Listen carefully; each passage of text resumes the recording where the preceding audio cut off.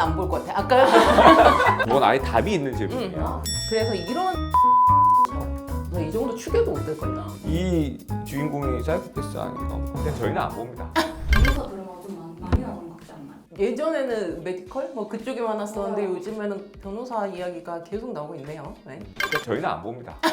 저희는 안 보고 너무 현실 고증을 잘하면 이 오글거려서 또 못 보고요. 현실 고증을 잘 못하면 저거 현실에서 안 주는데 왜 저래? 막 이러면 짜증나서 안 보고요. 이래저래 안 봅니다. 아니 현실 고증 너무 잘하면 PTSD 오는. 맞아요. 그럴 수 있어요. 네. 그때 갑자기 지나가던 행인이 팔을 들고 도망을 칩니다. 남자는 자신의 팔을 돌려받으려 반환 청구를 하죠. 과연 법원은 어떤 판결을 내렸을까요? 당연히 원고의 승소입니다. 아니요. 반환 청구가 기각될 수도 있습니다. 네, 이래서 안 봐요. 너무 오글거려. 괴로웠어. 그러니까 미치겠네. 전부 다.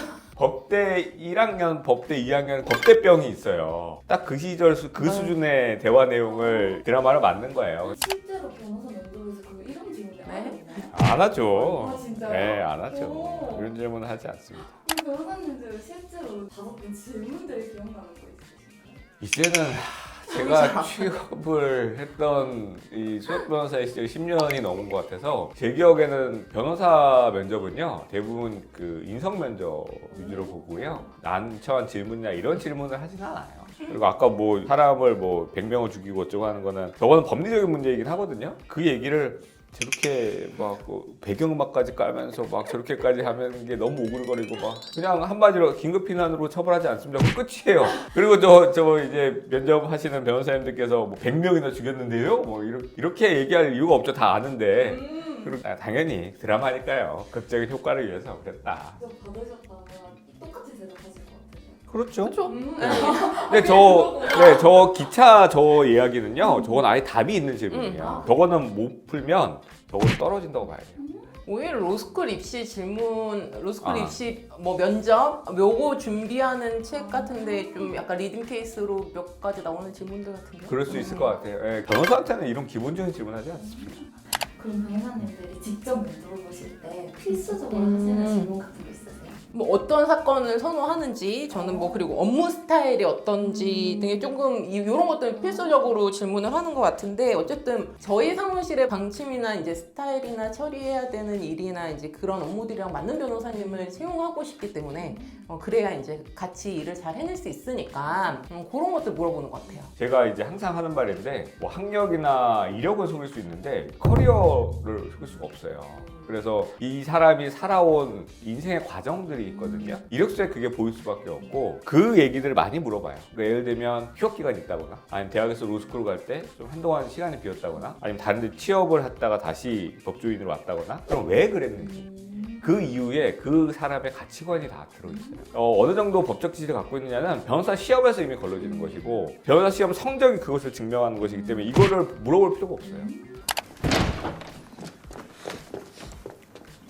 죄송합니다. 뭐 기회는 줄 것 같아요. 네, 하지만 거기서 마이너스를 감수는 하셔야 되겠죠. 근데 능력이 출중하다 그리고 이제 늦은 이유가 좀 타당하다면 저는 늦었다고 해가지고 그냥 뭐 날려버리거나 그러지는 않고 좀 한번 보고는 싶을 것 같은데요. 그리고 또 하나가 이 우리의 회사의 면접을 그렇게 크게 중요하게 생각하지 않았을 가능성이 높아요. 그렇기 때문에 그런 것을 중요하게 보고 다만 뭐 정말 예외적인 상황이 있을 수 있겠죠. 갑자기 뭐 사고가 났다거나 그런 경우가 진짜인지는 확인해 볼 필요가 있을 것 같고 그래서 그런 아주 특별한 경우가 아니면 상당히 마이너스를 감수하고 면접이 시작이 될 것 같아요. 우리 기업 법무팀은 명실공히 대한민국 최고의 M&A 팀 변호사들로 구성되어 있습니다. 우리 공정거래팀 매출 터지면 대박으로 터지는 거 아시죠? 네, 안녕하세요. 송무팀 팀장 윤석훈 파트너 변호사입니다. 송무팀은 워라벨 챙길 여유 없습니다. 물론 주어진 일만 잘하면 칼퇴 가능하겠죠. 근데 1년차가 그런 게 가능할까요? 재밌네요. 그래요? 어떤 부분? 여기 나오는 사무실은 꽤 대형 펌을 모티브로 하고 있는 것 같은데요. 보통은 송무를 하는 사무실, 아니면 뭐 개인을 대상으로 하는 사무실, 또 송무 중에서도 민사, 뭐 인지, 형사인지, 가사인지, 소년인지 등으로 각 회사의 전문 특화된 펌들이 있는 게 더 일반적이거든요. 그래서 이런 오리엔테이션은 잘 없다. 그리고 대형 로펌에서도 다 이렇게 방식이 조금씩 다른데요. 이미 팀을 정해서 들어가는 경우도 많고 송무팀이 오히려 더 배울 게 많아서 좋아하시는 분도 많을 것 같고요. 어떤 팀만 좋아하고 이런 건 없는 것 같아요. 선택한 팀이나 그 이유가 있다면 저는 계속해서 이제 형사 쪽만 공부를 해와서 형사를 전문으로 하는 펌을 선택을 해서 와서 여기까지 오게 된 것 같습니다. 네. 저도 그랬던 것 같아요. 형사사건에 흥미가 있었고 또 저도 이제 형사사건만 하는 로펌에서 주로 있었고 뭐 본인의 관심도가 아닐까 라는 생각이 들어요. 근데 과거에는요. 저희 때까지만 해도 형사사건을 하는 로펌 가지 말라는 얘기를 되게 많이 했었어요. 지금도 세상이 변해서 형사사건을 하려고 하는 변호사님들 많이 있고요. 저는 형사사건이 제 성격이 더 맞는 것 같아요. 정확히 소모팀이 하는 이유 때문에 지금 대형 로펌의 경우에는요 일반적인 소송을 하는 곳과 자문을 하는 곳을 팀이 따로 있다 이렇게 보시면 되고요. 자문은 쉽게 말하면 사전 예방적 차원에서 우리가 이렇게 계약서를 쓰려고 하는데 또는 우리 회사가 이런 쪽에 진출을 하려고 하는데 문제가 없겠느냐를 계속 물어보면 거기에 대한 보고서를 써주는 것이 주된 업무고요. 이 송무팀은 결국에는 소송이 걸려왔을 때 법정에 나가서 소송을 하는 일을 주된 업무라고 보시면 돼요. 그 파트너 변호사라고 하는 이준혁이 성격이 이상하잖아요. 아, 그런가요? 아니에요? 오히려 실제 아, 진짜요? 네. 저희 변호사님 네. 저도 온화하시다고 저는 생각했거든요. 이렇게 먹고 해도 되나 이렇게 생각했었거든요.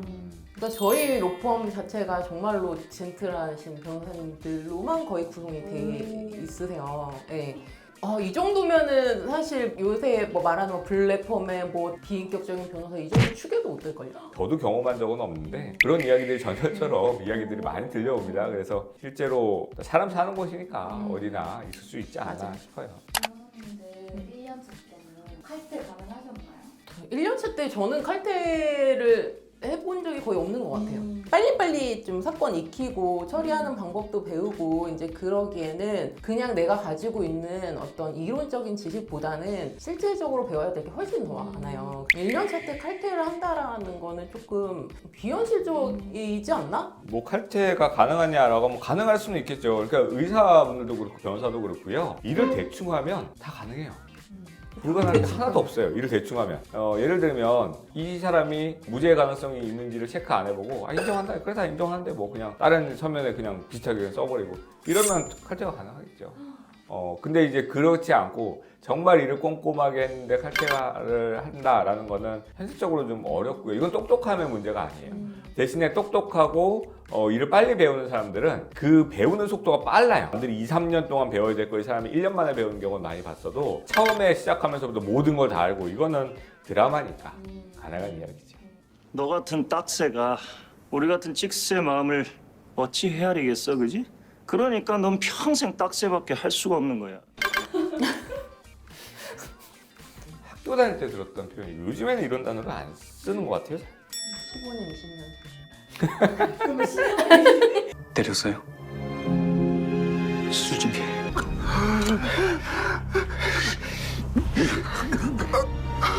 너 같은 놈도 부모가 되는데 무서워! 그만.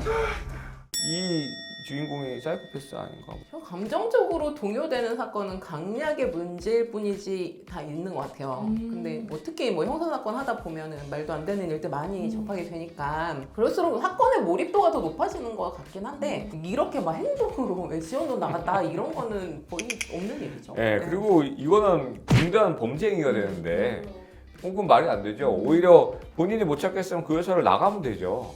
그래서 나가지 않고 그걸 본인이 무죄를 만들어 놓고 나중에 본인 돈을 들여가지고 범죄 행위를 한다는 건 말이 안 되는 변호사가 대본을 썼다는데 이분은 이 변호사님은 이제 크게 되실 분이고 이제 작가로서 대성하실 분이고 이 주인공은 말이 안 되는 거죠. 네. 아까 말씀하신 그게 딱 맞아요. 이분이 억울하다라고 하면 일단 마음이 가요. 인간이니까 다. 그런데 물론 변호사는 다른 일반적인 이제 직업을 가진 분들보다 상당히 피스러운 경향이 강하기 때문에 유래인이 100% 다 얘기하지 않을 수도 있다는 걸 항상 염두를 해두고 있고 사건이 오픈되면 다른 면이 있을 수 있다는 걸 염두는 해두지만 진짜 억울해 보이거나 이러면 더 신경이 많이 쓰이고요. 근데 그런 것들을 오히려 최대한 배제해야 훨씬 더 좋은 결과가 나올 수 있고 그 의뢰인을 위한 길인 것 같아요. 그랬어요.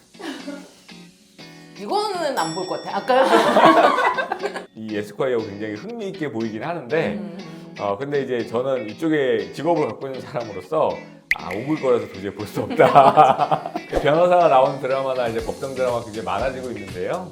만약 궁금증이 있고 하시면 언제든 댓글 달아주시면 그게 사실인지 저희가 팩트체크 다 해드리겠습니다. 오늘도 시청해주셔서 너무 감사하고요. 다음에 또 재밌고 유익한 주제로 찾아오겠습니다. 안녕.